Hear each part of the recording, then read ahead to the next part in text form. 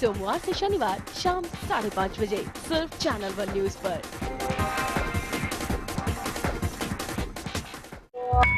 At the stroke of the midnight hour, when the world sleeps, India will awake to life and freedom. सच्चाई से सरोकार रखते हैं हम।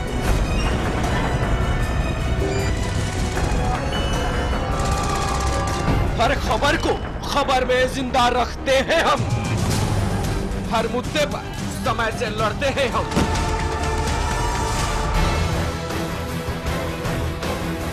देश की खबर का सच है हम, क्योंकि हम हैं चैनल नंबर 1। खबर की आपाधापी में कोई खबर न जाए छूट। हम उठाते हैं खबरों और मुद्दों पर पड़ी धूल, क्योंकि हम बनाते हैं खबरों के अंदर की खबर। समस्या का अभी हमें 7 महीने हो गए हैं, अभी तक क्यों नहीं निदान हो रहा है? हम लोग इंसान हैं कि जानवर हैं? इसीलिए हर खबर पर चैनल 1 रखता है अपनी पैनी नजर।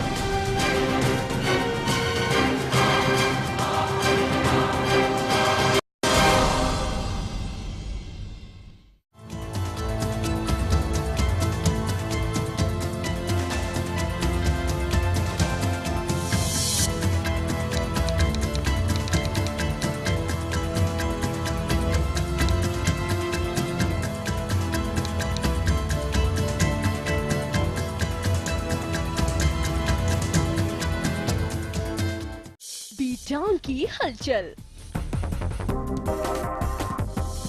लेटेस्ट स्कैंडल, स्टार्स की setting, first look, hot look, कुछ मिलेगा यहाँ। बी टाउन की न्यूज जोड़ाएगा स्टार्स की व्यूज। बॉलीवुड 1 सोमवार से शनिवार शाम 5:30 बजे सिर्फ चैनल 1 न्यूज पर।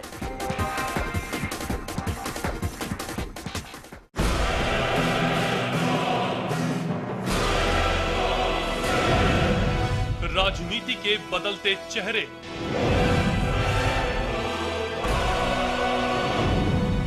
सत्ता का नया समीकरण, भावनाओं की आंधी से लोकतंत्र में विश्वास ढूंढती जनता,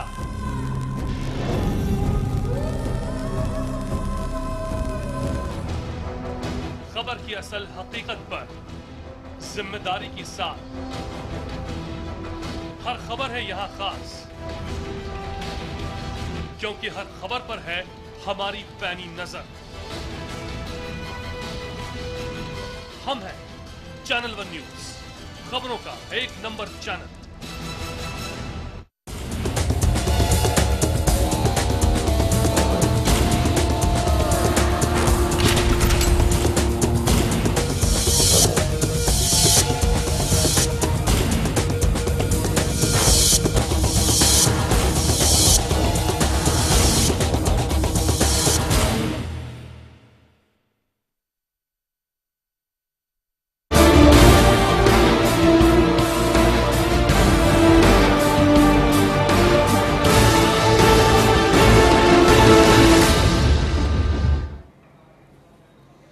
नमस्कार, प्राइमेट में आपका बहुत बहुत स्वागत है। आपके साथ मैं हूं सिद्धार्थ। कल पटना में हुए बम धमाकों में पुलिस ने संदिग्ध इम्तियाज को गिरफ्तार कर पूछताछ की, जिसमें उसने पूरे वारदात का मास्टरमाइंड तहसीन को बताया।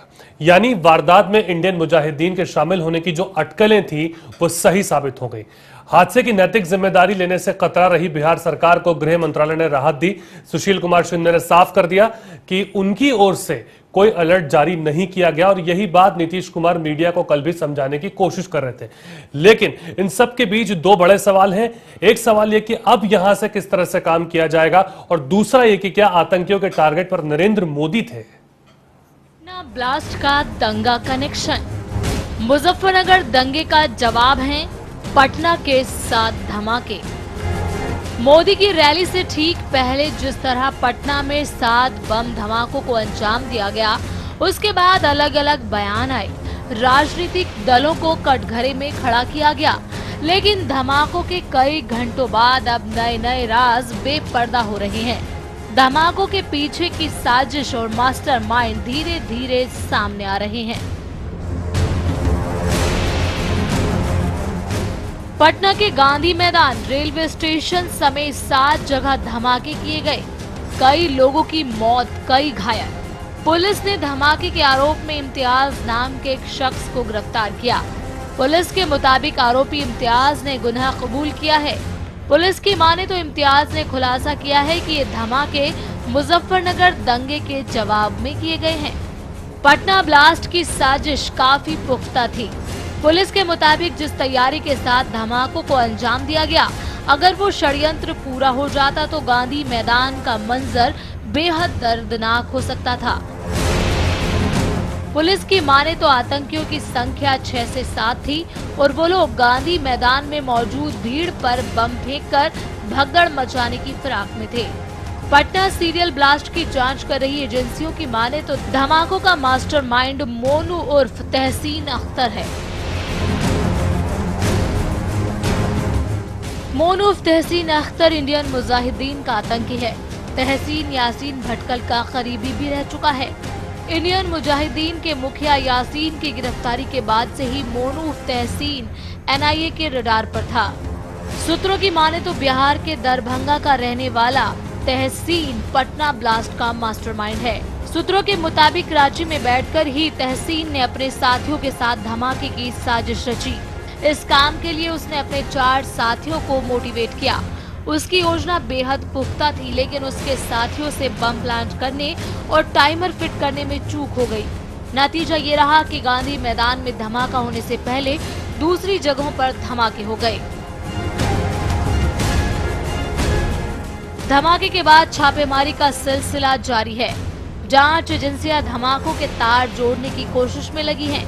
धमाकों में जहां तारिक नाम के एक आतंकी की मौत हो गई, वहीं गिरफ्तार इम्तियाज से पूछताछ में कई खुलासे हुए हैं।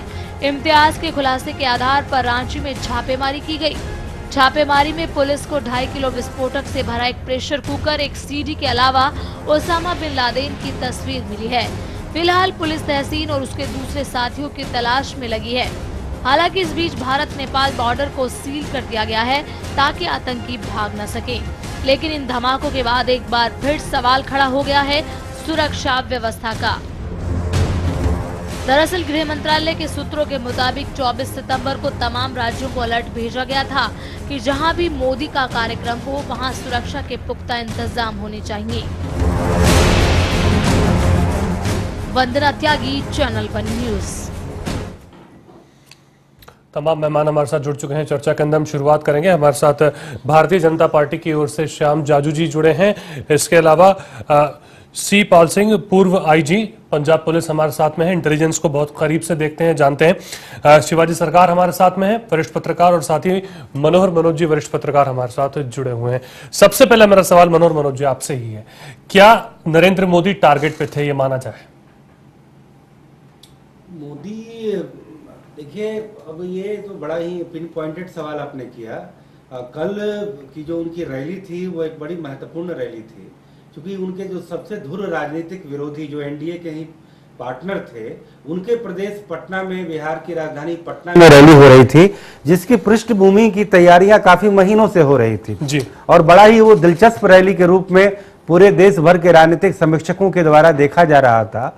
और कल में ही ये ब्लास्ट होना, चाहे वो इस्लामिक आतंकवादियों के द्वारा की जाए या किसी राजनीतिक साजिश के तहत की जाए, इसका खुलासा तो हो रहा है, जैसे कि आपके रिपोर्टों से जाहिर होता है। तो ये एक तरह से दोहरी चिंता है कि क्या राजनीतिक विरोध जो है वो इस तरीके की हिंसा और विस्फोट का स्थान लेगा। दूसरा ये कि क्या बिहार, जो देश में 2 और से लेकर के 3 दशकों के बीच में जो ये देश में जो इस्लामिक आतंकवाद का दौर चला, जो एक सेपरेटिज्म का दौर चला, क्या बिहार अब उसकी एक नया एपी सेंटर के रूप में उभर रहा है? जिस तरीके से पिछले 3-4 वारदात हुए और उसकी कड़ी दरभंगा मॉड्यूल से जोड़ करके देखा गया, इंडियन मुजाहिदीन के लिए दरभंगा एक बहुत ही जाना माना परिचित नाम हो गया है। और ऐसे में नरेंद्र मोदी की इतनी सारी रैलियां हो रही थी, कथित रूप से बड़ी सफल रैली हो रही थी, और पटना में जब वो रैली करते हैं उसी समय इस घटना को अंजाम दिया जाता है और यह कहा जाता है कि मुजफ्फरनगर में जो ये एक कॉम्युनल जो टेंशन हुआ उसका बदला लिया गया, जो कि आईएम के द्वारा जारी किया गया है। तो ये कई तरीके से बड़ी स्थिति चिंताजनक है। बहरहाल बिहार के मुख्यमंत्री नीतीश कुमार ने इन सारे घटनाक्रम पर जो टिप्पणी दी है उससे थोड़ी सी आस बंधी है कि उनमें कहीं ना कहीं उनमें एक राजनीतिक बौखलाहट नहीं था, और उन्होंने इसको साफ साफ स्वीकारा है कि यह देश के इस्लामिक आतंकवादियों के द्वारा या और सेपरेटिस्ट एलिमेंट के द्वारा किया गया वारदात हो सकता है, इससे वो इनकार नहीं करते हैं। जहां तक लॉ एंड ऑर्डर की स्थिति है तो वह जिस तरीके से पिछले 4-5 वारदात जो बिहार में हुए जी, और उस कड़ी में ये जो नई वारदात जो हुई है वह एक नया प्रश्न उनके सामने जरूर खड़ा कर रहा है। जाजू जी, क्या आप ये मानते हैं कि नरेंद्र मोदी ही आतंकियों के निशाने पर थे? निश्चित रूप से आज मीडिया के माध्यम से जो जानकारियां सब लोगों जनता तक पहुंच रही है और इन्वेस्टिगेटर एजेंसीज के प्रतिनिधियों ने जिस प्रकार के बयान दिए हैं, इससे लगता है कि निश्चित रूप से मोदी जी इस आतंकवादियों के निशाने पर थे और रैली को तहस नहस करने का उनका इरादा था।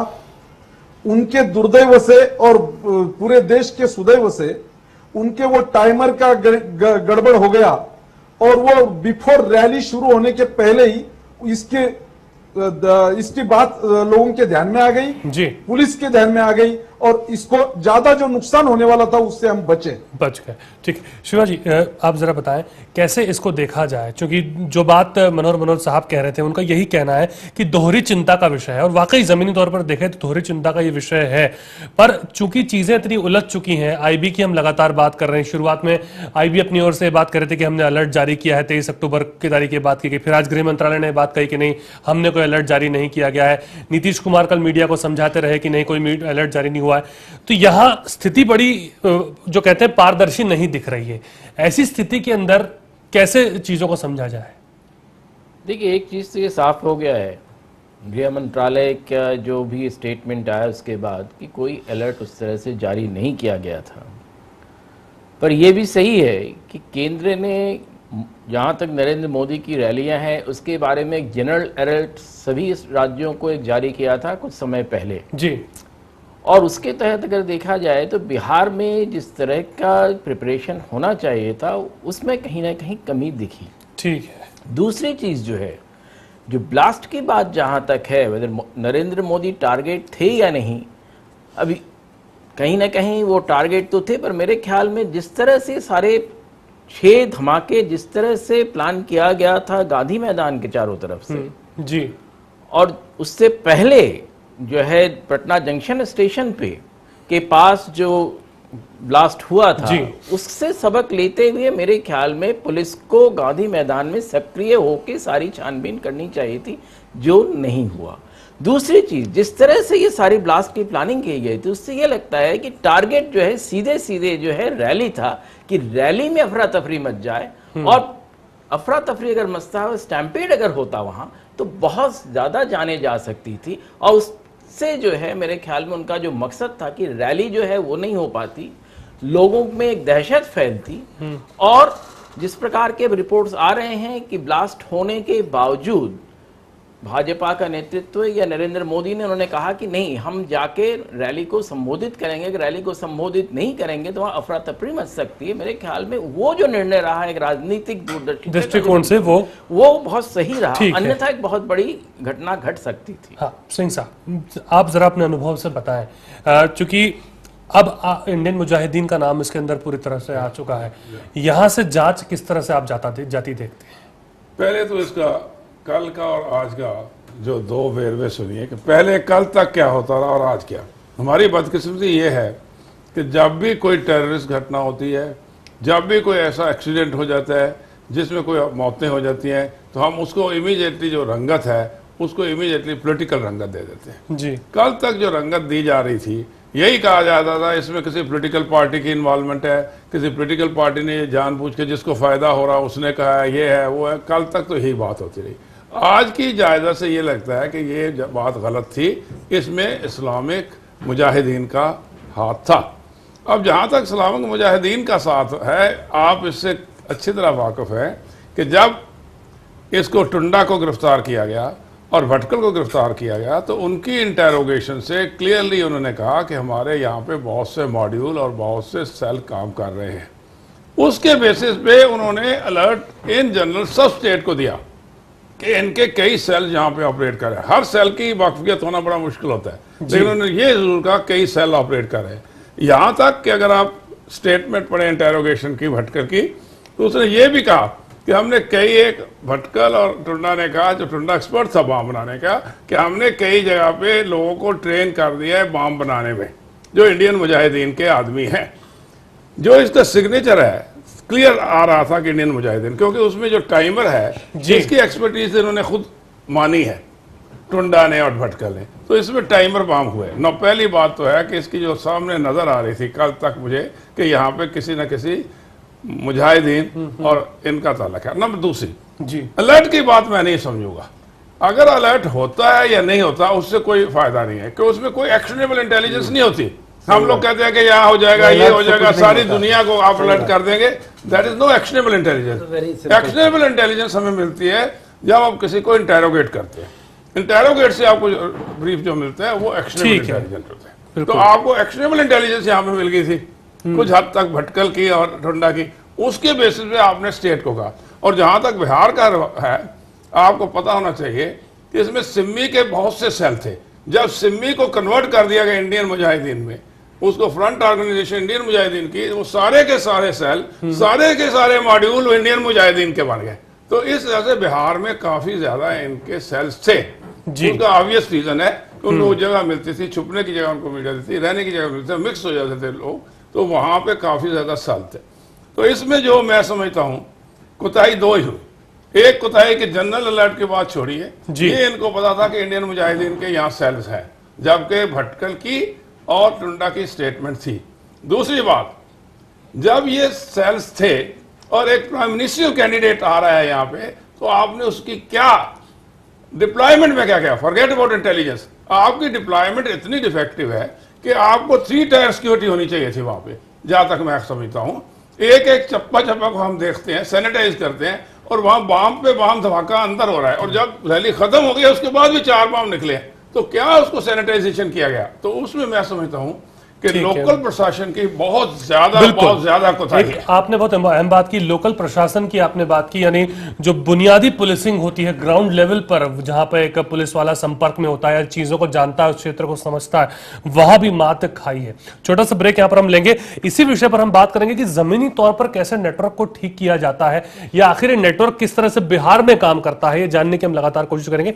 छोटा सा ब्रेक, जल्द लौटते हैं।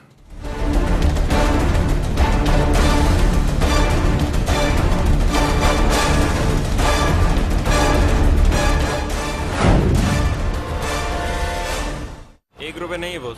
₹1 नहीं है मतलब? अरे मतलब छुट्टा नहीं है। नहीं है तो आप लेके आओ, जाओ। छोड़ ना, ₹1 में क्या कर लेगा तू? पिगी बैंक में डालूंगा। तुझे क्या प्रॉब्लम है? मेरे को मेरा ₹1 चाहिए। अच्छा 1 मिनट, करीना पसंद है बॉस। क्या? ये देखो। क्या है ये? वीडियो है ₹1 में।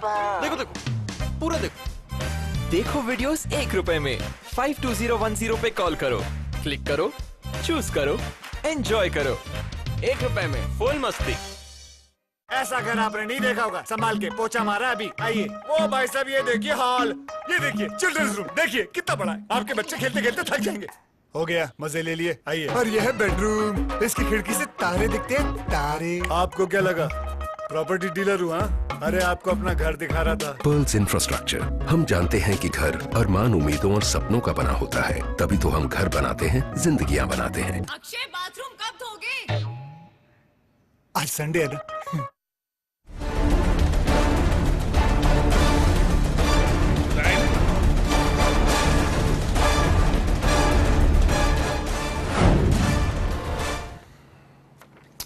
स्वागत है आपका ब्रेक के बाद में। लगातार हम इसी विषय पर बात करने की कोशिश कर रहे हैं। सिंह साहब, मैं शुरुआत आपसे करूंगा, संक्षेप में जवाब आपसे चाहूंगा। बिहार के अंदर लगभग 8.5 करोड़ की जनता है और 76,000 पुलिस वाले हैं, ठीक है। 1097 के आसपास पुलिस थाने हैं। जमीनी तौर पे आप देखें तो बहुत एक वास्ट डिफरेंस है। इतनी बड़ी जनता को अगर आप सुरक्षा की बात करते हैं, तमाम जगहों की बात करते हैं, ऊपर से पॉलिटिकल बहुत सेंसिटिव एरिया है, छोटी छोटी रैलीज के अंदर आज भी लोग सामने से सुनने के लिए आते हैं रैली में क्या होता है, खासकर बिहार के परिप्रेक्ष्य में अगर मैं बात करूं, तो ऐसी स्थिति के अंदर कैसे निपटा जाए? मैं आपको यस करता हूँ, ये तो आपको सारी कंट्री के अंदर है। हमारी जो पुलिस वर्सेस पॉपुलेशन की रेशियो है 111, 112, 120 तक हत्तुल विसा कह रहे हैं पुलिस के 1 लाख पॉपुलेशन पे है, जबकि सैंक्शन स्ट्रेंथ इसकी 250 के करीब होनी चाहिए। उसके अलावा बाकी कंट्री में 400 के करीब होते हैं, तो वैसे ही डेफिशिएंसी है पुलिस की ऐसा। उस मद्देनजर को रखें कि पुलिस डेफिशिएंसी 1 करोड़ है, 10 करोड़, सारी कंट्री में ही डेफिशिएंसी है पुलिस की ऐसा। मैं सिर्फ ये चाहता हूँ कहना, जब वहां पे रैली हो रही थी हमेशा आप सेंटर से फोर्सेज मांगते हैं, आप सेंटर से कहते हैं हमें इतनी फोर्सेज चाहिए, यहाँ के हम रैली हो रही है, हम इसको ख्याल करना चाहते हैं, तो सेंटर जहां तक हो सकता है जो अवेलेबल फोर्स दे जाती है। मेरा सिर्फ कहने का ये मतलब है कि यहाँ पे पुलिसिंग तो ऐसा सारी कंट्री के अंदर डिफेक्टिव है, क्योंकि उसमें स्ट्रेंथ ही नहीं है, इंटेलिजेंस मैंने कहा है ही नहीं, हमारी एक्शनेबल इंटेलिजेंस है ही नहीं।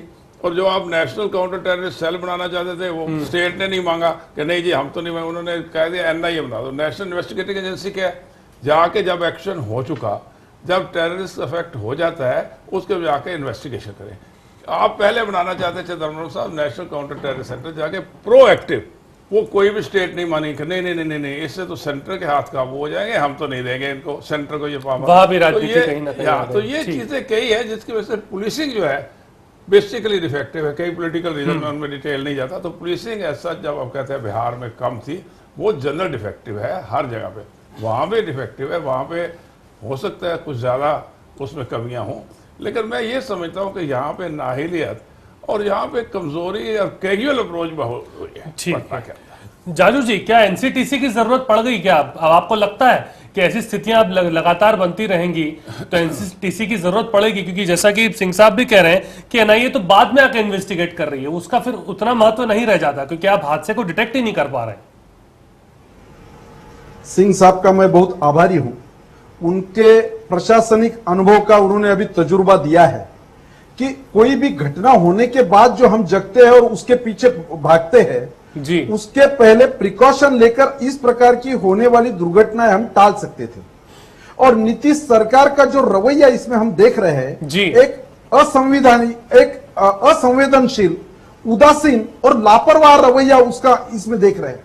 दिल्ली में छोटा मोटा हमारा कार्यक्रम होता है तो उसमें फ्रिस्टिंग होता है, उसमें तलाशी ली जाती है, उसमें जामर लगते हैं, उसके लिए फोर्स बुलाया जाता है। सीमी के आतंकवादी खंडवा की जेल में मध्य प्रदेश में भी आपके 6 आतंकवादी भाग गए, वहां शिवराज सरकार भी कुछ नहीं कर पाई अभी तक। कहां से भागे और कहां पकड़े गए ये नहीं है।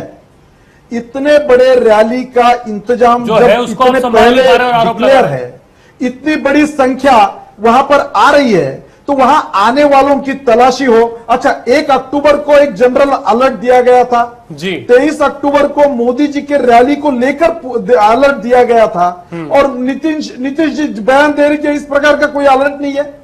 और अलर्ट है या नहीं है, इतना बड़ा जब कार्यक्रम हो रहा है, पूरे बिहार की जनता वहां पर आ रही है और मोदी जी की रैली एक से एक रिकॉर्ड ब्रेक करके मुख्यमंत्री गांधी मैदान में कार्यक्रम हो रहा है।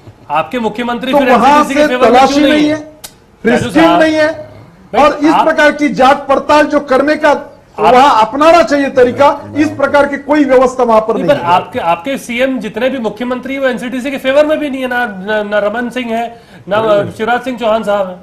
तो आपको सोल्यूशन कैसे मिलेगा? ये घटनाएं तो सवाल उसके फेवर में है या नहीं है, तो फिर वहां की आवश्यकता को देखते हुए जो भी फोर्स वहां लगाना चाहिए वो लगाना लोकल प्रशासन का काम है, उनकी जवाबदेही बनती है। देखिए, कल की घटना इस तरीके की घट गई कि नीतीश सरकार के विरोधियों के लिए बड़ा ही एक अच्छा अवसर मिल गया, क्योंकि पहले से ही राजनीतिक तनाव का माहौल था। पहले राष्ट्रपति के दौरे को लेकर के जो है भारतीय जनता पार्टी ने विरोध किया, राष्ट्रपति ने खुद से एक दिन उसके कट किया अपने दौरे को, और फिर उसके बाद से ये विवाद खत्म हुआ तो फिर कानून व्यवस्था और सुरक्षा की चूक का मसला आ गया।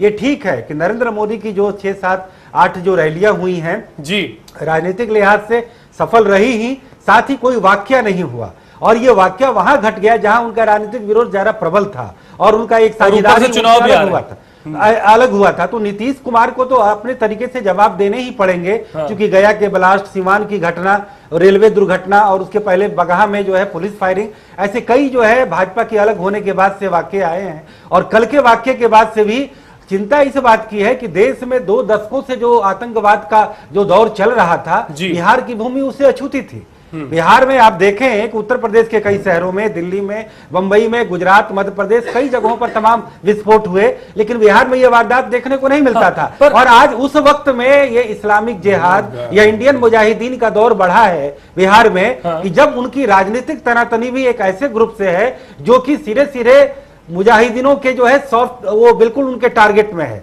जो उनके लिए दुश्मन नंबर 1 है। जैसी कि रिपोर्ट भी आई कि कराची में नरेंद्र मोदी के लिए जो है वहां पर सारी जो है प्लॉट तैयार हुआ और इंडियन मुजाहिदीन को वो कॉन्टेक्ट दिया गया। तो जो आपने पहला सवाल किया कि सॉफ्ट टारगेट, तो नरेंद्र मोदी तो उनके सबसे बड़े टारगेट हैं। लेकिन अब राजनीतिक विरोधी के मामले पर यह बात जब आई है, तो कल नीतीश का बयान कम से कम सांत्वना देने वाला है कि राजनीतिक विरोध भले हो, लेकिन हम लोग उस तरीके पर इस चीजों को नहीं ले जाएंगे। फिर क्या है, आप एनसीटीसी ला नहीं रहे, एनआईए बाद में आ रही है। देखिए वो मुद्दा अलग है। जैसे कि अभी सिंह साहब के पास साथ अपने पुलिस रिफॉर्म की बात उठाई, इस मुद्दे से हम पुलिस रिफॉर्म को जोड़ेंगे तो फिर बात दूसरी होगी, क्योंकि पुलिस रिफॉर्म अपने आप में एक बहुत बड़ा एजेंडा है। खुद एक पुलिस के वरिष्ठ अधिकारी होने के नाते सिंह साहब ने कहा कि पुलिसिंग में जो है हर जगह दोष है। अगर उस पर डिबेट होगा तो सारी चीजें होंगी कि पुलिसिंग जो है इंटेलिजेंस से होता है, पुलिसिंग लाठी और गाली की भाषा से नहीं होता है। और इंटेलिजेंस का अगर नेटवर्क हमारा स्ट्रांग होगा और पुलिसिंग को लेकर के जब बिहेवियर और उनके सारे टूल्स और टेक्निक और जो पुलिसिंग करने का जो तरीका है, जो कि पीपुल के सर्वेंट के रूप में, फिर रास्ता क्या तो है? वो रास्ता निकलेगा। लेकिन अब रास्ता यह है कि भारत में,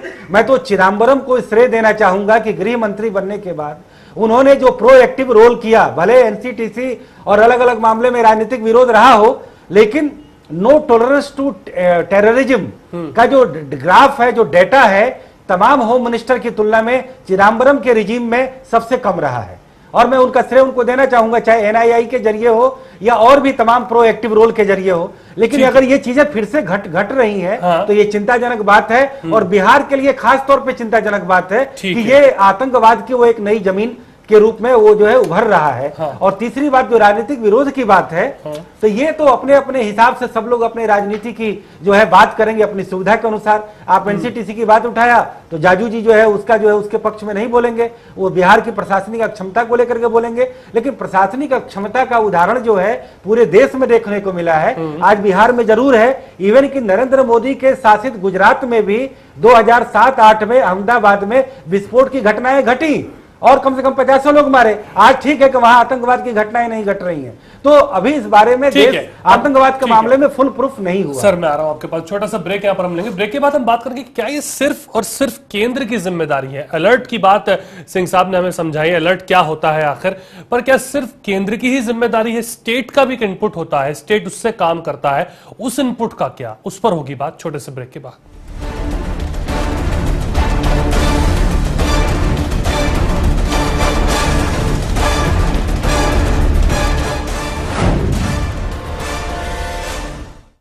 इक्कीसवीं सदी बनेगी हिंदुस्तान के गौरव की सदी, जब आजाद भारत के शिल्पकार सरदार पटेल की महानता को विश्व के सामने उजागर किया जाएगा। 21वीं सदी की शुरुआत में हिंदुस्तान में निर्माण होने जा रहा है एकता, अखंडता और सम्मान के एक ऐतिहासिक प्रतीक का।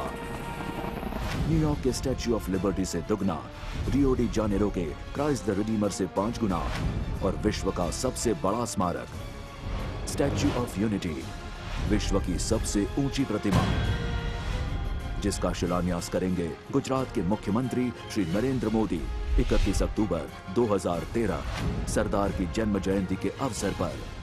सरदार साहब का एक विश्व का सबसे बड़ा ऊंचा स्मारक बने और इस स्मारक को बनाने में आप भी हिस्सा लें। सरदार ने देश को एक बनाया था, हम उसे श्रेष्ठ बनाएंगे। एक भारत श्रेष्ठ भारत। ऐसा घर आपने नहीं देखा होगा, संभाल के पोछा मारा अभी। आइए। ओ भाई साहब ये देखिए हॉल, ये देखिए चिल्ड्रंस रूम, देखिए कितना बड़ा है। आपके बच्चे खेलते खेलते थक जाएंगे। हो गया, मजे ले लिए। आइए। और यह है बेडरूम, इसकी खिड़की से तारे दिखते हैं, तारे। आपको क्या लगा प्रॉपर्टी डीलर हूँ? अरे आपको अपना घर दिखा रहा था। पर्ल्स इंफ्रास्ट्रक्चर, हम जानते हैं कि घर अरमान, उम्मीदों और सपनों का बना होता है, तभी तो हम घर बनाते हैं, जिंदगियां बनाते हैं। अक्षय बाथरूम कब धोगे? आज संडे है ना।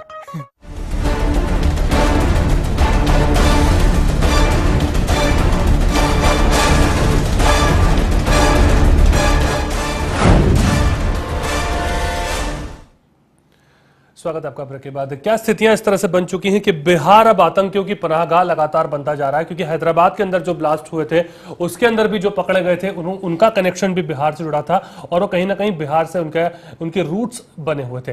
सिंह साहब, ये स्थिति को आप कैसे देख रहे हैं?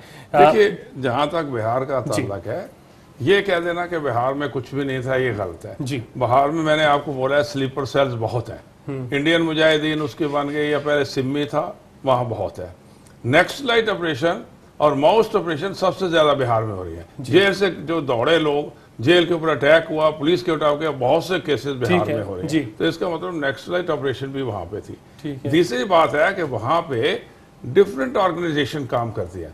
आप वहां पे कोई सनलाइट सेना है, कोई तीसरी सेना है, वो जिनके पास आर्म्स एम्युनिशन है, जिनको जो लोकल नेता है उनको इस्तेमाल करते हैं। इन लिहाज से बिहार वनरेबल था, वनरेबल रहा है, वनरेबल है। मैं बिहार में 2 साल गांधी मैदान में देखा है, गांधी मैदान को। मैं बिहार में 2-3 साल रहा हूँ। वनरेबल पहले भी था, वनरेबल आज भी है। सिर्फ फर्क ये हुआ कि पहली स्थिति से लॉ एंड ऑर्डर, नीतीश साहब की स्थिति में वो कहते हैं कम हादसे हुए, बिल्कुल कम हुए। मैं सिर्फ इस इंसिडेंट को लेकर कह रहा हूँ कि इस इंसिडेंट के अंदर जो नेग्लिजेंस और कोताही हुई है वो कैजुअल ज्यादा, वो कैजुअल। मैं बिहार की टोटल स्टेट को ब्लेम नहीं करना चाहता।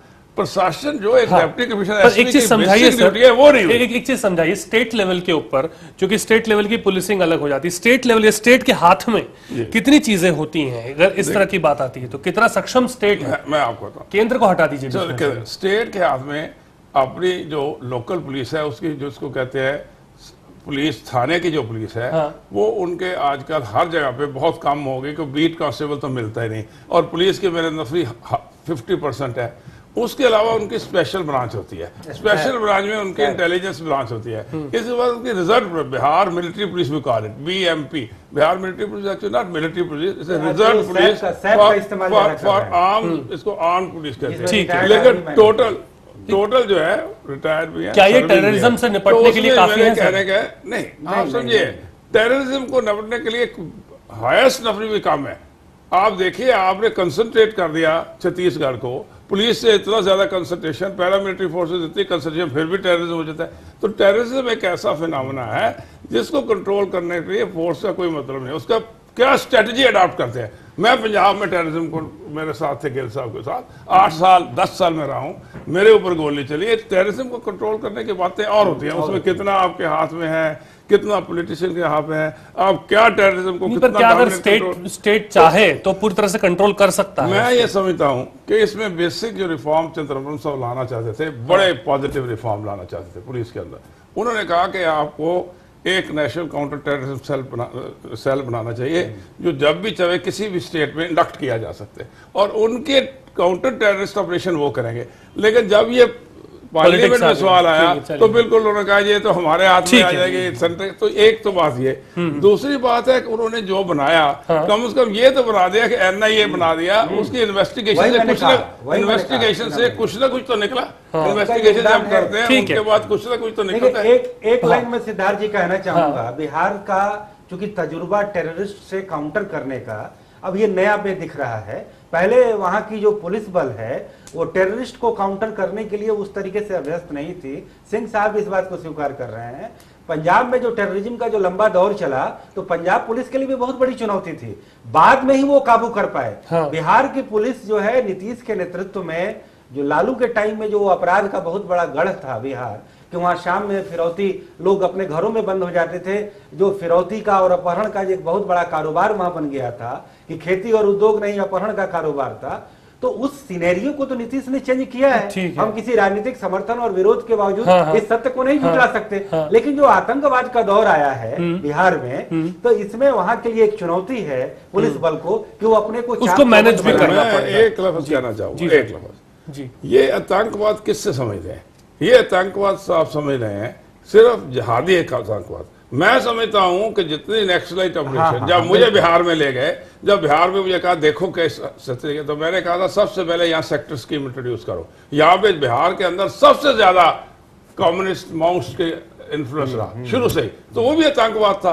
तो ये मत कहिए बिहार में आतंकवाद तो चलता रहा, किसी फॉर्म में चलता रहा, नक्सलाइट फॉर्म में चलता रहा। आज की डेट में साहब जो पिछले इंसिडेंट कितने भी हुए हैं जहां पे आपको फेक करेंसी के नोट्स हाथ में आए, वो सारा नेपाल बिहार बॉर्डर से आया। ठीक है, इसी पे आ रहा था इंडियन बॉयज वहां पे काम कर रहे हैं। सरकार जी बॉम्ब ब्लास्ट का तो नहीं, लेकिन जो बिहार नेपाल बॉर्डर भी उग्रवादी करते रहे, ये पूरा बिहार और नेपाल का बॉर्डर भी लगा हुआ है। फिर वही बात हम आ जाएंगे कि वहां पर भी, क्योंकि वहां से भी आना कहीं से आना बहुत पॉसिबल है और आते भी हैं, जैसे पनाहगाह की बात लगातार हम कर रहे हैं।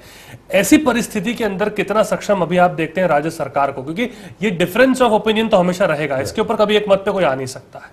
देखिए राज्य सरकारों को अगर आप देखें, और सिर्फ जैसा सिंह साहब ने कहा सिर्फ बिहार ही नहीं, दूसरे राज्यों में उत्तर प्रदेश भी अगर देखें आप, मुजफ्फरनगर की जो घटना थी 26 तारीख अगस्त के लेके और 7 सितंबर तक वहाँ घटनाएं घटती रही, पुलिस और लोकल एडमिनिस्ट्रेशन के जो एक्शंस है वो नहीं है, जिसके वजह से वो जाके उसके बाद भड़की।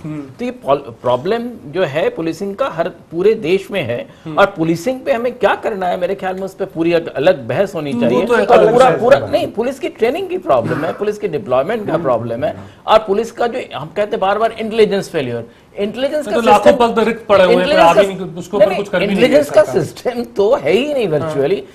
जो पुलिस में थाने में काम नहीं करते उनको पनिशमेंट के लिए इंटेलिजेंस सेल में भेज दिया जाता है, वहां वो बेचारे दुखी रहते हैं क्योंकि वहां कमाई उमाई कम होती है, तो वो बेचारे क्या इंटेलिजेंस करेंगे। तो हमें एक तो अगर पुलिस की रिफॉर्म्स करनी है, इंटेलिजेंस करना है तो वो करना है। दूसरी चीज आप बार बार कह रहे हैं कि नेशनल काउंटर टेररिज्म सेल, देखिए इस देश में एक नेशनल काउंटर टेररिज्म सेल से सारे राज्य क्यों डरे हुए हैं।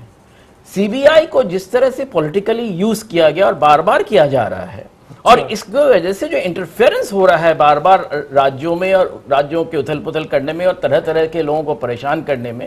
दूसरी बात, एनआईए को भी जिस तरह से पॉलिटिकली यूज किया गया, जो आतंकवादी नहीं है उनको जबरदस्ती आतंकवादी बनाया गया, और जो आतंकवादी थे उनको छोड़ा गया। तो एनआईए का जो पॉलिटिकल मिसयूज हो रहा है, तो मैं और दूसरी चीज, राज्य अपने भरोसे ही रहेंगे। नहीं, मैं एक चीज बताओ, राज्य भरोसे नहीं रहेंगे, तो सवाल यह है कि केंद्र अगर हर चीज पॉलिटिकल पर्पज से करेगी तो राज्य क्या करेंगे।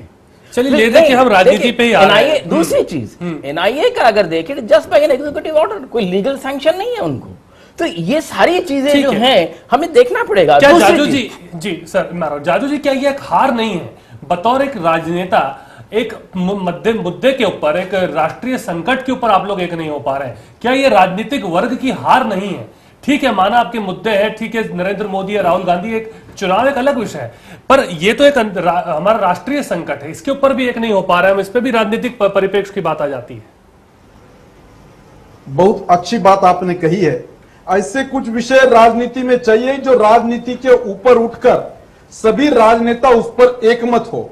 पर मुझे एक बात आप बताइए जी कि रैली के पहले दिन राष्ट्रपति आते हैं, राष्ट्रपति को लाने का अप्रूवल वहां के मुख्यमंत्री देते हैं, राष्ट्रपति ने बहुत अच्छी विजडम बताई, एक तजुर्बा दिया, और इस प्रकार का संघर्ष उन्होंने अवॉइड किया। पहले दिन पुलिस यंत्रणा किस काम के लिए यूज की बिहार के, कि जहां पर जिस जगह पे अनधिकृत जगह पे जो पोस्टर और होर्डिंग लगे थे वो होर्डिंग हटाने के लिए पुलिस यंत्रणा का उपयोग किया, और जो अधिकृत जगह थी, जो ऑथराइज जगह पे अनऑथराइज बॉम्ब थे, वो उसके हटाने के लिए पुलिस नहीं थे। वो इस प्रकार का पॉलिटिकल उपयोग उनका हो रहा है, इसके बारे में हम कब सोचेंगे। आप कुछ 15 दिन पहले देश के गृह मंत्री ने बयान दिया, क्या बयान दिया, कि सभी मुसलमानों को आतंकवादी पकड़कर उन पर कार्रवाई ना करें। इसका मतलब आप क्या मैसेज देना चाहते हो? देश का आपका प्रशासन और पुलिस आतंकवादी पकड़कर सब मुसलमानों को क्या परेशान कर रहे हैं? यानी आप एक तरफ आतंकवाद की पुरस्कारी कर रहे हो, उनको सर्टिफिकेट दे रहे हो, दूसरी ओर आतंकवाद इस प्रकार से बढ़ रहा है। इंडियन मुजाहिदीन ने वो जिस प्रकार का चैलेंज दिया, बहुत सद्भाग्य से वो बम फटे नहीं और बाद में डिटेक्ट हो गए। सवाल ऐसा है, कोई भी विचार में भी घायल हो गए के हिंसक कार्रवाई से आप रोक नहीं सकते जी। और नीतीश जी ने जिस प्रकार का समझदारी का व्यवहार इसमें करना चाहिए था, उसका पूरा अभाव, एक राजकीय द्वेष का अभाव इसमें हम देख रहे हैं कि उन्होंने बाकी फोरकास्ट कर इतनी बड़ी रैली जिसकी चर्चा पूरे देश में है, बिहार जैसा एक पॉलिटिकल अलर्ट स्टेट है, मोदी जी का जो करिश्मेटिक नेतृत्व है, और पूरे बिहार में यानी रैली के पहले दिन 1-2 लाख लोग उस गांधी मैदान में आते हैं, जो जयप्रकाश नारायण जी के टाइम भी नहीं हुआ था। इतना उत्साह, और ये देखकर प्रशासन को जिस सीरियसली ये सब बातें हैंडल करनी चाहिए थी, उसका कितना अभाव हम देख रहे हैं। इसलिए मुझे ऐसा लगता है कि ऐसे विषयों के ऊपर राजनीतिक दृष्टिकोण न रखते हुए एक वाइडर पर्सपेक्टिव का आवश्यकता है, एक प्रकार का व्यवहार होना चाहिए। जी सिंह साहब, जरा ये बताइए कि सब बातें हमने कर ली, डिटेक्शन कैसे हो, बीमारी पता कैसे चले, ये प्रोएक्टिवनेस कैसे आएगी, क्योंकि कामयाबी तो वही है आपकी। अगर आप पता ही नहीं कर पा रहे हैं, बम फटे जा रहे हैं, लोग मरे जा रहे हैं, तो बाद में फिर आप किसी को फांसी भी चढ़ा दीजिए, वो एक अलग मुद्दा है, पर अगर डिटेक्शन कैसे हो। मैं अर्ज ये करता हूँ, मैंने आपको पहले भी अर्ज किया है, डिटेक्शन के लिए सबसे पहले आपको एक्शनेबल इंटेलिजेंस पता होनी है, अदरवाइज बहुत टाइम लगता है। डिटेक्शन से एक लिंक को दूसरे लिंक से तीसरे लिंक जोड़ने में बहुत टाइम लगता है। ना ही हमारी इंटेलिजेंस जो फोर्सेस हैं इतनी उनके पास स्ट्रेंथ है, ना ही अभी उनके पास इतने हैं। अभी उन्होंने इनको साइबर क्राइम वगैरह के देखने के लिए इंटरनेशनल लेवल पे देखने की शुरू किया, लेकिन पहले इनके पास इतने यासीन भटकल को तो पकड़ लाए ना। अभी सिर्फ सवाल ये होता है कि आप क्या इनकी एक्शनेबल इंटेलिजेंस, आपको इसके 2 तरीके होते हैं जी। एक तो आपको थोड़ा बहुत खबर मिलती है जनरल इंटेलिजेंस की, जनरल इंटेलिजेंस के बाद आपके लोकल इंटेलिजेंस को काम करना होता है। जो भी स्टेट है, जब हमें इंटेलिजेंस मिलती है कि जी आज यहाँ पे ये खतरा हुआ है, ये तो हम उस वक्त जितने लोकल इंटेलिजेंस को अपनी अलर्ट करते हैं। लोकल थाने लेवल की इंटेलिजेंस है वो बहुत इंपॉर्टेंट। फिर वही बात आ जाएगी ना, वहां पे तो आप जितनी पर्याप्त पुलिसिंग आपको चाहिए वो लोग ही नहीं है वहां पर, थाने के अंदर पद भरे ही नहीं। उसके तो आप कई रीजन है लोकल इंटेलिजेंस के ना लेने के। पॉलिटिकल रीजन भी हो सकता है कि आप कहते हैं इस इंटेलिजेंस ना कलेक्ट करो, इसको करो। मैं आपको यही अर्ज करता हूँ, कल तक तो ये कहा गया कि इसमें कुछ भी नहीं हो सकता, इसमें तो राजनीति है उसकी वजह से ये हुआ। तो ये अनफॉर्चुनेटली मैं ये नहीं कहता कि पॉलिटिशियन का क्या होना चाहिए, जैसे आपके साथ मैं सहमत हूँ, इन चीजों के लिए हमें कोई हम ख्याल है ही नहीं। हम हर वक्त अपने इस को इससे पॉलिटिकल क्या कर रहा है, सीबीआई क्या कर रही है, फलाने क्या कर रही है। अरे भाई, इस टेररिज्म के लिए एक सेपरेट आप लगा सकते हैं। You can introduce certain things in the constitution, you can, if you agree with that, we can amend the constitution. मैंने को जब ये बाबरी मस्जिद गिरी तो I was there, afterward nothing, स्थितियां हो रही, जैसा सरकार साहब, सिंह साहब जो बात कह रहे हैं उससे कहीं ना कहीं ये लग रहा है कि राष्ट्रीय संकट हम मानने को तैयार नहीं है आतंकवाद को, उसके आड़ के अंदर राजनीति पहले आ जा रही है बात। जी बिल्कुल। देखिए, मेरा मानना है, और अगर आप ग्राउंड लेवल पे अगर आप देखें, मल्टीप्लिकेशन ऑफ एजेंसीज जो है that is not a solution. सवाल यह है कि काम किसको करना है। किसी भी राज्य में स्टेट पुलिस को करना है। स्टेट पुलिस का जब तक रिफॉर्म नहीं होगा, स्टेट पुलिस को जब तक आप पूरा सक्षम नहीं बनाएंगे, तब तक ये सारे नेशनल काउंटर टेररिज्म और इस तरह की चीजें जो है कि पैराड्रॉपिंग करके मतलब काम नहीं हो सकते। देखिए, एक चीज मैं और कहता हूँ, बिल्कुल मैं सिंह साहब किसने करना है, मैं एक देखिए, आपके 3 पहला पुलिस कमीशन बैठा, सेकंड पुलिस कमीशन बैठा, थर्ड पुलिस कमीशन बैठा। जो पुलिस कमीशन है वो तो they are catching dust in the state, उसको किसी ने इंप्लीमेंट नहीं किया। जो पुलिस कमीशन ने रिकमेंडेशन दिए किसी भी स्टेट प्रायोरिटीज के अंदर भी। अभी पिछले दिनों में पब्लिक लिटिगेशन हमारे एक पुलिस अफसर ने किया PIL के अंदर, तो सुप्रीम कोर्ट ने ये आर्डर दिया कि पुलिस में एस्टेब्लिशमेंट बोर्ड होना चाहिए, ये होना चाहिए, और उसमें सुप्रीम कोर्ट के आर्डर जिसे लाइक ए लॉ, किसी ने किया नहीं। अब तक वो सुप्रीम कोर्ट के ऑर्डर की इंप्लीमेंटेशन नहीं होगी, किसी भी स्टेट में नहीं हुई। वो किसने रिफॉर्म करना है? Reform has to be done by the state. जी, स्टेट, ठीक है, reform has to be done by the state. But बहुत सारी चीजें होती है जब एक साथ बैठ के, यहाँ भी पुलिस के रिफॉर्म्स होते हैं, एडमिनिस्ट्रेटिव रिफॉर्म्स होते हैं, एडमिनिस्ट्रेटिव एक्शंस होते हैं, सेंट्रली बैठ के तय किया जाता है जो स्टेट्स करते हैं। सर मैं यही तो आपको ये लोग नहीं बैठ पा रहे। मैं आपको ये, मैं सेंट्रल एजेंसी के साथ भी रहा हूँ, और मैं आपको ये अर्ज करना चाहता हूँ कि हमने जब पुलिस कमीशन बैठाने के बाद फिर सेंट्रल पुलिस इंप्लीमेंटेशन कमीशन बैठाया।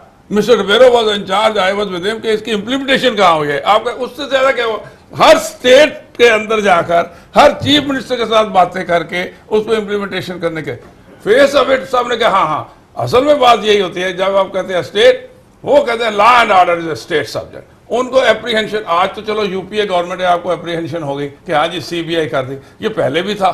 मतलब है कि आप इसमें कुछ ना कुछ राजनीति है उसमें इंट्रोड्यूस करते मतलब ढूंढ के राजनीति निकाली जा रही है, चेक्स एंड बैलेंसेस इंट्रोड्यूस करके, अगर आप चेक्स एंड बैलेंसेस इंट्रोड्यूस करके उसको आप कम से कम वो नई स्थिति पर बन पा रहे हैं। ठीक है, नहीं सिंह साहब ने जो कहा उससे एक बात उभर के यही आती है कि आपको कहाँ सक्षम बनाना है। स्टेट्स में पूरे इंस्टीट्यूशन को सक्षम जब तक आप नहीं बनाएंगे, आप जितनी भी राजनीति करते रहे, जितनी भी करते रहे, फेलियर्स तो नहीं होना है।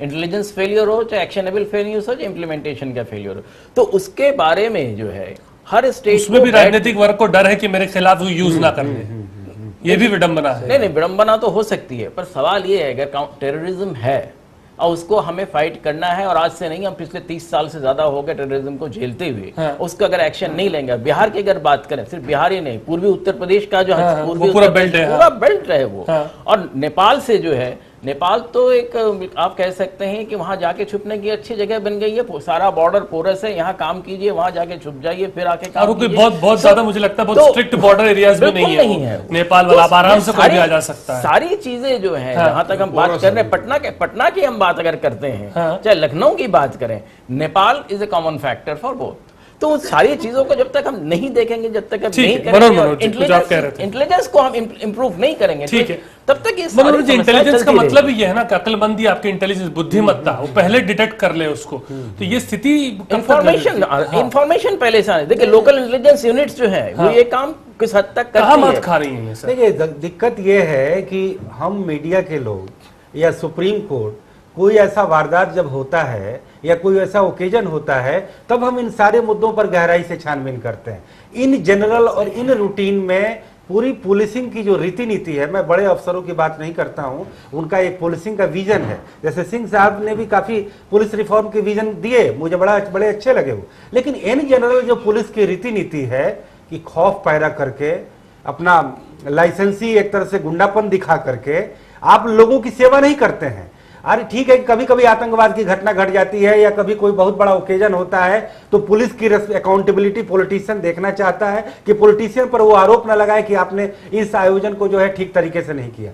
इन जनरल जो डे टू डे जो पुलिस की जो सर्विस होती है जनता के लिए, कोई वेरिफिकेशन कराना है, कोई केस का निपटारा कराना है, कहीं मारपीट हो गई, कोई वारदात हो गया, कोई किसी तरीके की अपराध या किसी तरीके का लोगों का दुख दर्द होता है, आप थाने में लेकर के जाते हैं, आपके साथ कैसा सलूक होता है, कैसे उसका निपटारा होता है।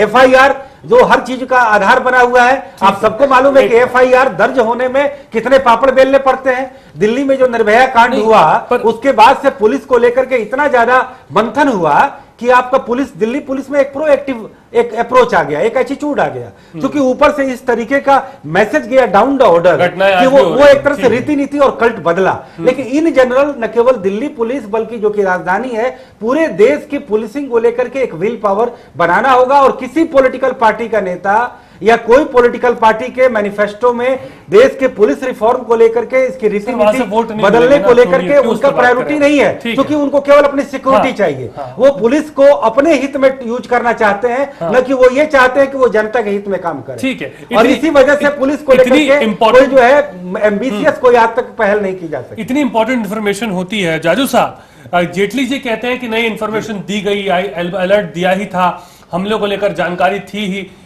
इस तरह से इतने बड़े मुद्दे के ऊपर एकदम से ये आरोप आप लगा देते हैं या आपके नेता लगा देते हैं, ठीक है, अगर उसमें फेलियर उसको आगे बढ़ा, क्योंकि ये एक आतंकवाद का मुद्दा है, किसी पार्टी लाइन का मुद्दा नहीं है, उसके ऊपर डायरेक्टली गृह मंत्री को कटघरे में खड़ा कर देना कि नहीं, इन्होंने तो इन्फॉर्मेशन नहीं दी।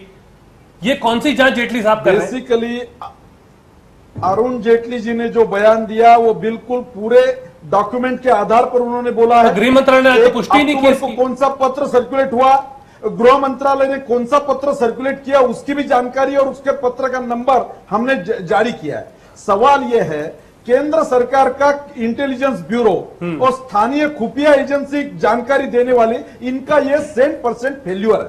और हमारे देश में कोई भी हादसा और इस प्रकार का एक्सीडेंट होने के बाद उसके बारे में जो माइन्यूट चर्चा शुरू होती है और उसके बारे में हम प्रशासन को सोचने को मजबूर करते हैं इस प्रकार की घटना ना होने के लिए पहले ही फोरकास्टिंग कर उस प्रकार की सोच हम क्यों नहीं डेवलप करते?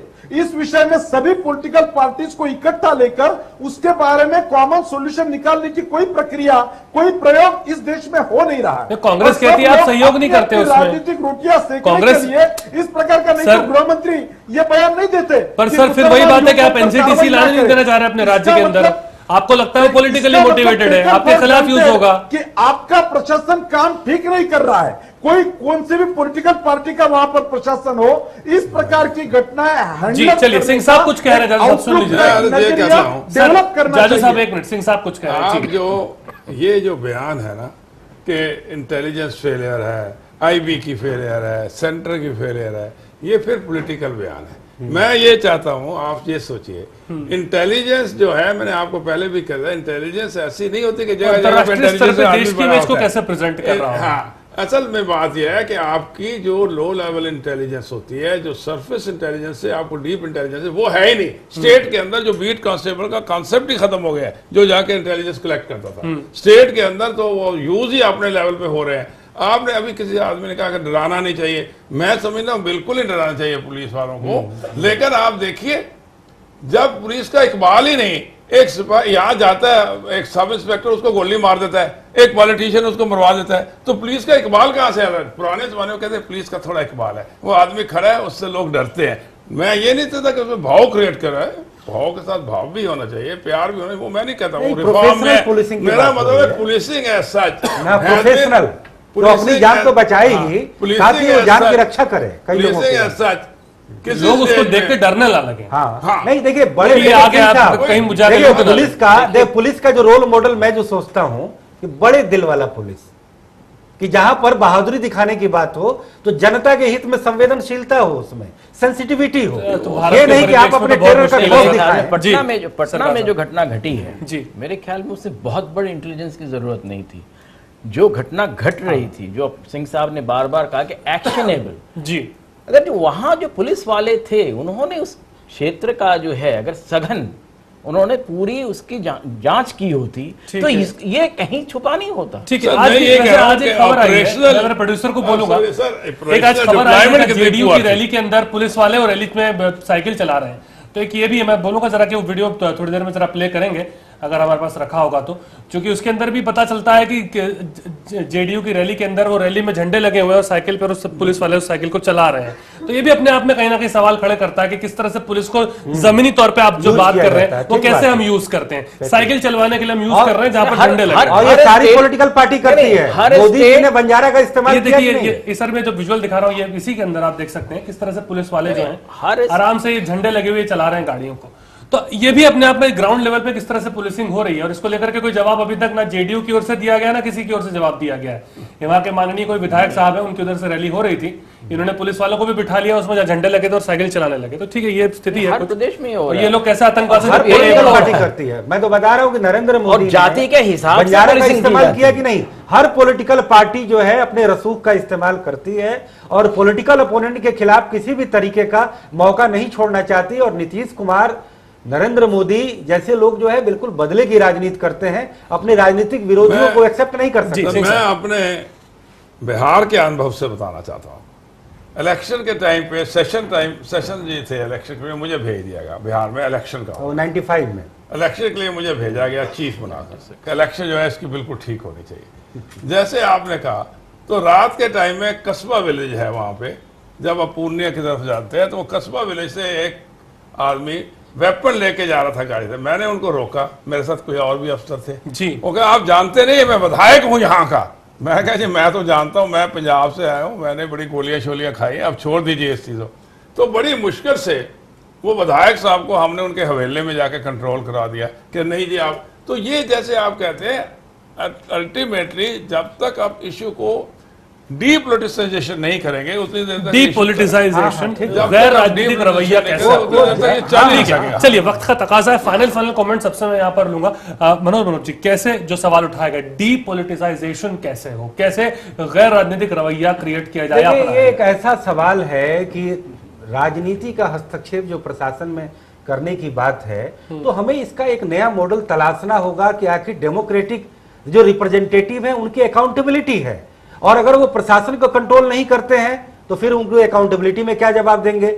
और प्रशासन को अगर आप फ्री छोड़ते हैं तो फिर प्रशासन को आप जनता के प्रति रिस्पॉन्सिबल बनाइए, क्योंकि पुलिस और आईएएस जो हैं नेताओं के प्रति केंद्र और राज्य सरकार का रोल को कैसे, और केंद्र सरकार राज्यों के रोल को भी रिडिफाइन करने की जरूरत है। हाँ। हमें रिजल्ट चाहिए, हमें बेटर गवर्नेंस और डिलीवरेंस चाहिए। हाँ। यहाँ पर राज्य और केंद्र जो है अपने अपने अधिकारों को लेकर के ज्यादा चिंतित हैं। एनसीटीटी की जो बात करते हैं वहां पर राज्यों को यह लगा कि वैसे ही केंद्र के पास पावर ज्यादा है, इकोनॉमिक पावर हमारे पास तो है ही नहीं, तो उस बहाने राज्य राज्यों के अधिकारों का हस्तक्षेप केंद्र करेगा। तो ये पूरा एक राष्ट्रीय प्रश्न है जिस पर बड़े सावधानी, बड़े गंभीरता और बड़ी व्यापकता से मंथन करना होगा। हाँ। कि कैसे ज्यादा से ज्यादा बेटर गवर्नेंस का जो है डिलीवरेंस का मॉडल बनाया। देखिए, अगर आप देखें हर राज्य में पुलिस इज पॉलिटिसाइज्ड। हाँ। जो पॉलिटिकल पार्टी इन पावर होती है उसके लिए काम करती है।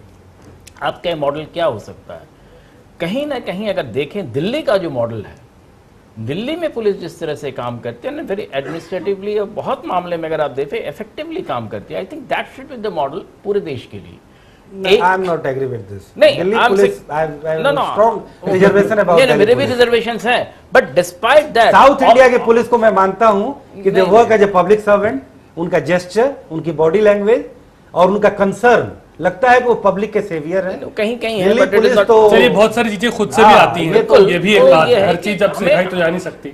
हाँ, तो हमें देखना पड़ेगा कि पुलिस जो है लोगों के हित में कैसे काम करे। लोगों के हित में नहीं काम करता है, लोगों से वसूली कैसे की जाजू जी, कैसे होगा डीपॉलिटिसाइजेशन, कैसे होगा? आप बताइए। चलिए, इतनी बड़ी घटना होने के बाद भी नरेंद्र मोदी जी ने वहां जिस राजनीतिक समझदारी का परिचय दिया, नहीं तो इतने बड़े पॉपुलर नेता को हैवाक करना कोई कठिन बात नहीं थी, पर उन्होंने जो पॉलिटिकल विजडम लिया और वो यह सभा करके बताई कि जिसके कारण आतंकवादियों का हौसला ना बढ़े, लोग शांति से ये सब सुने और देश में अमन और शांति का माहौल हो। इसलिए उन्होंने जिस प्रकार का वहां पर बयान दिया है वो धन्यवाद के पात्र है। इस प्रकार की निंदनीय घटना से कोई विचार की कंपटीशन नहीं हो सकती, कोई विचार दब नहीं सकता। इस प्रकार का एक मैसेज उन्होंने दिया, एक ब्रेव नेता का मिसाल उन्होंने पेश की है पूरे देश में। चलिए सिंह साहब जल्दी संक्षेप। मैं एक लाइन में कहूंगा, जहां तक टेररिस्ट है, टेररिज्म के लिए डेफिनेटली इनको बैठ के एक सेपरेट एक क्राइम सिचुएशन कंसिडर करके इसके ऊपर इनको बैठ के चेक्स एंड बैलेंसेस करके एक यूनिफाइड कंट्रोल के अंडर आना पड़ेगा। अदरवाइज टेररिज्म कंट्रोल होना बहुत मुश्किल है। उसके लिए यूनिफाइड कंट्रोल चेक बैलेंसेस लगा के क्या बिल्कुल। तो कहीं ना कहीं राष्ट्रीयता और देशभक्ति की बात आती है तो सिर्फ हम जनगणमन गाने तक या वंदे मातरम गाने तक ना सीमित रखें, इन मुद्दों को लेकर के सामने आए और सामने आकर के एक ऐसी पहल की जाए ताकि इस राष्ट्रीय संकट से हम निपट सकें, क्योंकि बहुत दुख होता है जब हमारे देश के लोग बेमौत इसमें मारे जाते हैं। आप सबका बहुत बहुत शुक्रिया हमारे साथ अपना कीमती वक्त देने के लिए। कुल मिला के आज हम कोशिश कर रहे थे कि पता करें कि क्या कुछ बातें निकल सकें। बहुत सारी बातें हमने कैजुअल अप्रोच की भी बात की कि किस तरह से रवैया जमीनी तौर पर होता है। इसके अलावा हमने बात की एनसीटीसी के अंदर किस तरह से राज्य सरकार अपने पल्ला झाड़ लेती है, वहां भी एक पॉलिटिकल डिफरेंस है। इच्छा शक्ति एक बहुत बड़ी बात है और वही बात हम कर रहे हैं कि एक बैनर के तले आकर के अगर सब बात करें और इस आतंकवाद से लड़ने की बात करें तो जरूर हद तक हम कामयाब हो सकते हैं। आप देख रहे थे प्राइमेट। नमस्कार।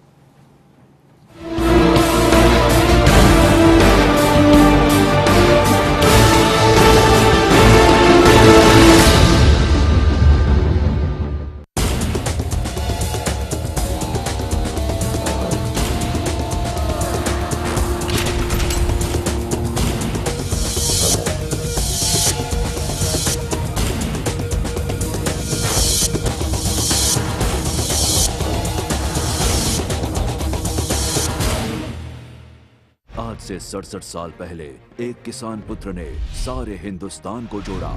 आज उनके लिए जुड़ेंगे